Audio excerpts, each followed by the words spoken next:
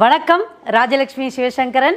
தினம் ஒரு திருவிளக்கு பகுதியில் இன்றைக்கி நாம் பார்க்க இருக்கிறது 3 அடுக்கில் அழகாக இருக்கக்கூடிய ஸ்டெப்பு விளக்கு தான் பார்க்குறோம். ரொம்ப அழகாக ஆன்டிக் மாடலில் நம்ம கிளை விளக்கு மாதிரி வந்திருக்கிறது. ஆனால் இதில் முழுக்க முழுக்க அப்படியே அகல் மாதிரி கொடுத்துருக்காங்க. ரொம்ப அழகாக நம்ம ஏற்றக்கூடிய வகையில் தான் இந்த அகல் இருக்குது. அந்த ஒவ்வொரு அகலுக்கு கீழேயும் ஒரு பெல்லு கொடுத்துருக்காங்க.